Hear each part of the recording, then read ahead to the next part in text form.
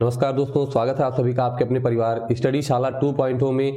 और दोस्तों अभी कल की ही एक वीडियो में हम लोगों ने बात किया था कि जो यूपी का जो शिक्षा सेवा आयोग है उसके गठन की बात चल रही थी, ठीक है।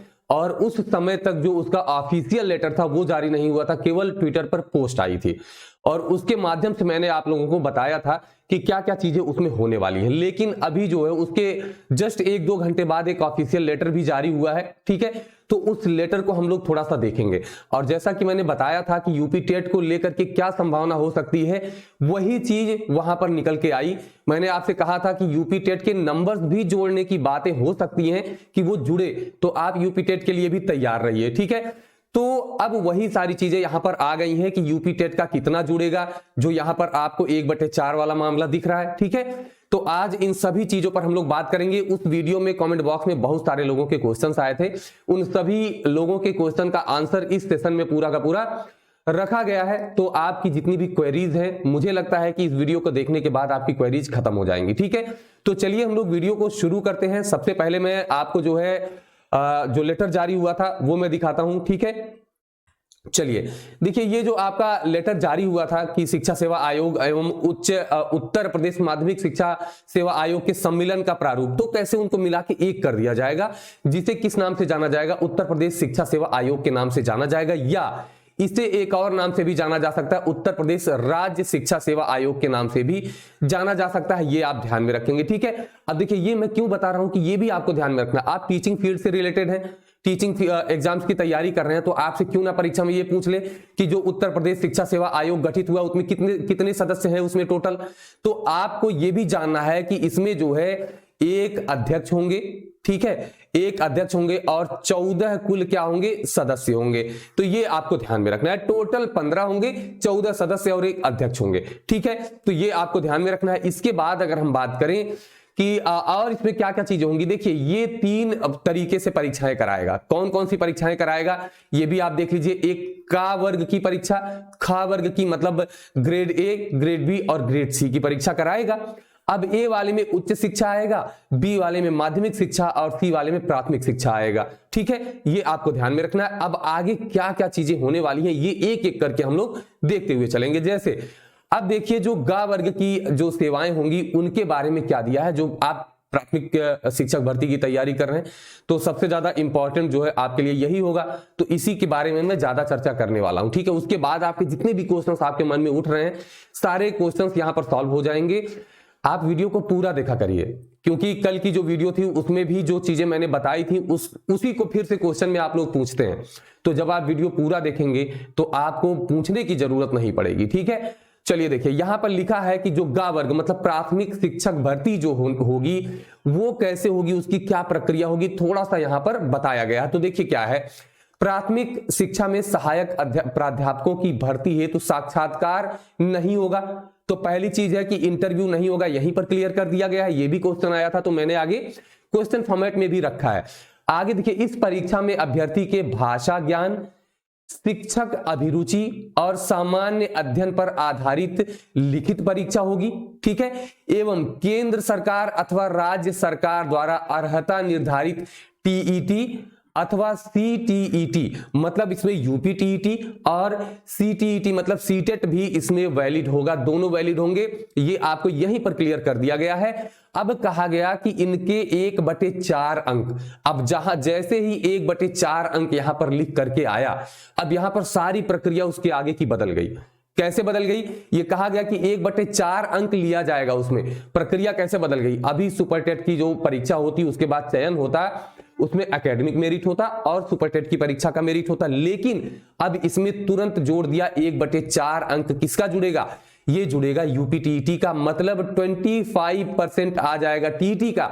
अब कैसे बदल जाएगा सब कुछ, तो अब आपका गुणांक कैसे बदल जाएगा, गुणांक बनाने के लिए अब पूरी प्रक्रिया ही बदलनी पड़ेगी, क्योंकि पहले 2 एस्पेक्ट होते थे, एक सुपर टेट और एक आपका एकेडमिक होता था। अब 3 हो जाएंगे, सुपर टेट, यूपी टेट और एकेडमिक। अब यूपी टेट में बोल रहा हूं, इसका मतलब आप यूपी टेट, सी टेट दोनों समझ लीजिएगा, ठीक है। तो अब इसके भी 1/4 अंक, उसके बाद अभ्यर्थी के मेरिट का भी अंक निर्धारित किया जाएगा। तो अभ्यर्थी के मेरिट से क्या मतलब है? मेरिट से मतलब जो एकेडमिक वाला है उससे लगाया जाएगा, ठीक है। तो यहां पर 3 चीजें अब मेरिट में जुड़ेंगी। तो ये पूरा का पूरा जो सार इसका है वो यही है, ठीक है। जो इसका निचोड़ आप कह सकते हैं वो यही है। अब यहां पर जो बहुत सारे लोग हैं उन्होंने क्या क्या फैला दिया है वो मैं आपको बताता हूं। उन्होंने ये फैला दिया कि अब जो सिलेबस बदल रहा है, सिलेबस बदलने में क्या क्या चीजें हो रही है उसको देखिए। इसमें दिया भाषा ज्ञान, शिक्षक अभिरुचि और सामान्य ज्ञान। अब वो कह रहे हैं कि विज्ञान को हटा दिया जाएगा, ठीक है। तो भैया अगर विज्ञान को हटा दिया जाएगा तो सामान्य ज्ञान में तो विज्ञान भी आता है, तो विज्ञान को अगर हटाया जा रहा है तो इसमें तो गणित आती नहीं है सामान्य विज्ञान में, फिर तो गणित को भी हटा देनी चाहिए। फिर किसकी परीक्षा होगी? भाषा ज्ञान मतलब हिंदी, अंग्रेजी, संस्कृत, शिक्षक अभिरुचि मतलब सीडीपी और सामान्य ज्ञान मतलब केवल हिस्ट्री, ज्योग्राफी, पॉलिटी। गणित को हटा दीजिए, कंप्यूटर को हटा दीजिए, विज्ञान को हटा दीजिए। तो ऐसा कुछ भी नहीं है। आप इन सारी अफवाहों पर ना ध्यान देते हुए सीधे सीधे अपनी तैयारी पर फोकस करिए।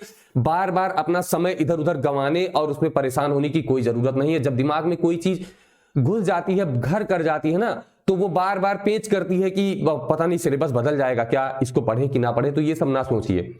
जब ऑफिशियली ये कह दिया जाएगा, सिलेबस इसका जारी हो जाएगा कि भैया ये हट गया, आप तब आप कुछ सोचिएगा।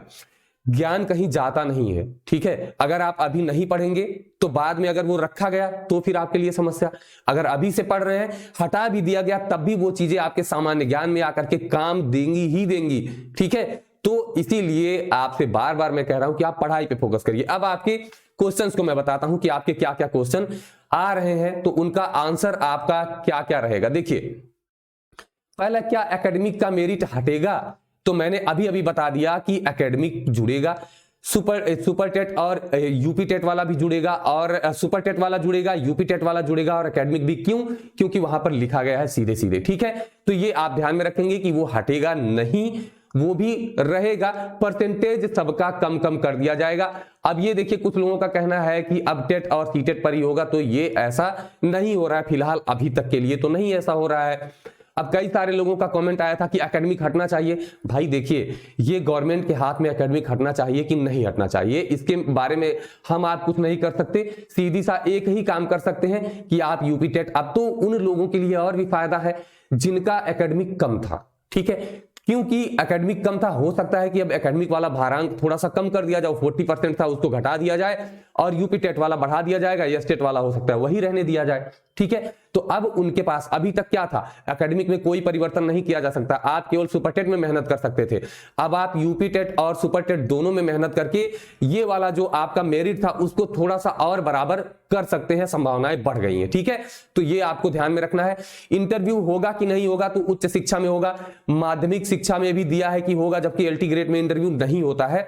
माध्यमिक शिक्षा में जो है दिया है कि इंटरव्यू प्लस परीक्षा दोनों, और प्राथमिक शिक्षा में इंटरव्यू नहीं होगा, ये मैंने पहले ही बता दिया, लेटर में था।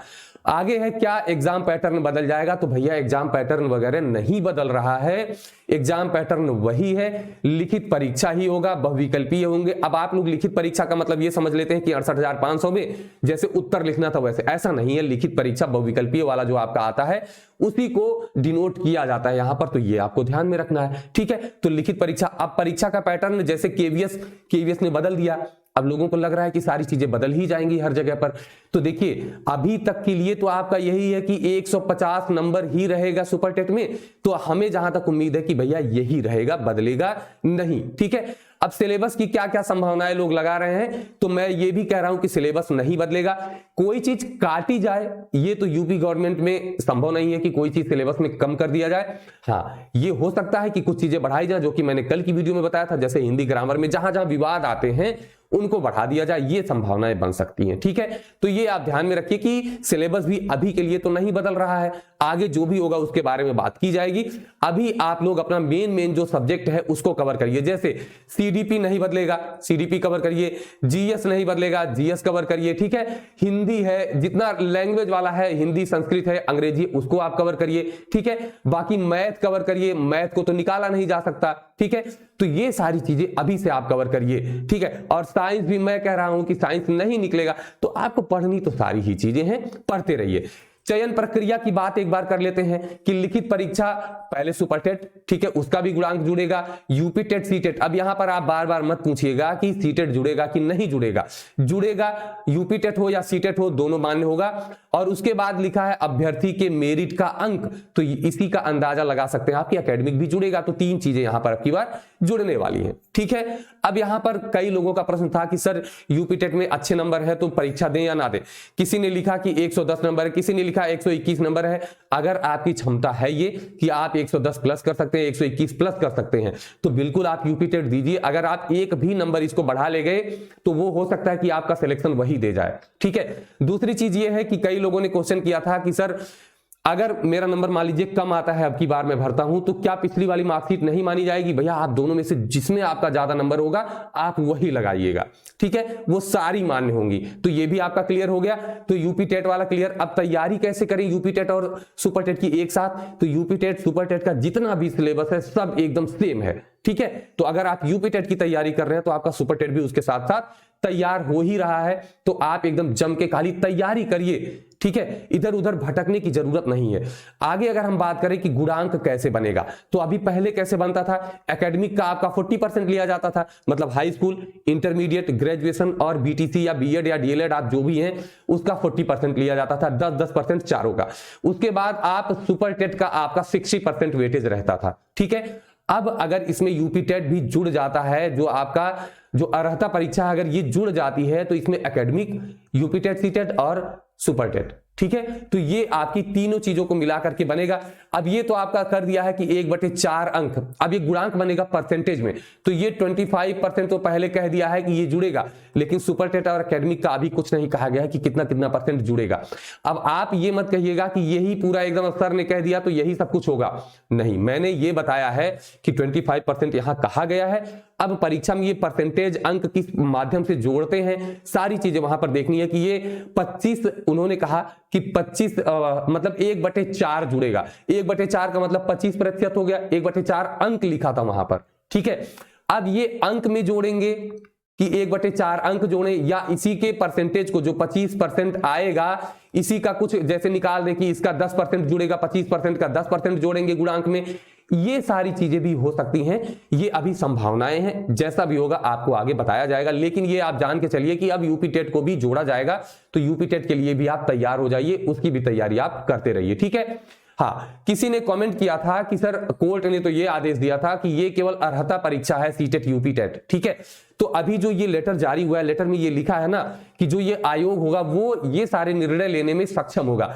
अगर ये नियमावली में परिवर्तन करके उसके बाद यूपी टेट या सी टेट के गुणांक को यहां पर जोड़ते हैं, तो मुझे लगता है कि ऐसी कोई समस्या वहां पर नहीं आने वाली है, ठीक है। तो ये सारे रहे आपके क्वेश्चंस। उम्मीद करता हूं कि आपको चीजें समझ में आई होंगी।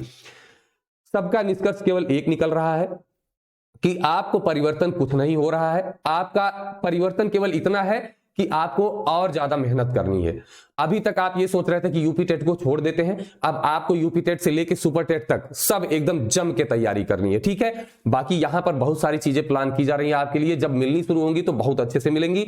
अब जो है कोई भी चीज शुरू करके रुके ना, इसलिए जो है चीजें अभी से रुकी हैं, धीरे धीरे ये चीजें बढ़ती जाएंगी, ठीक है। तो चलिए, उम्मीद करता हूं कि आप लोग एकदम जो है अच्छे से अपनी तैयारी में लग जाएंगे, और अब तो लापरवाही कम से कम ना ही करें, ठीक है। अब देखिए, जितने भी आप लोग वीडियो देख रहे हैं, मेरा टेलीग्राम चैनल है स्टडी शाला 2.0 ऑफिशियल के नाम से, ठीक है। इसी जो यूट्यूब चैनल है इसी के नाम से आप जाइए, टेलीग्राम पे सर्च कर लीजिए और उसे ज्वाइन कर लीजिए, क्योंकि ज्यादातर चीजें वहां पर पीडीएफ फॉर्मेट में दे दी जाती हैं, जिससे कि आपका कम समय लगेगा दोबारा रिवाइज करने में, ठीक है। तो चलिए दोस्तों, अगर ये जानकारी आपको अच्छी लगी हो तो कमेंट बॉक्स में जरूर लिखिएगा। फिर मिलेंगे, तब तक के लिए नमस्कार, धन्यवाद, जय हिंद।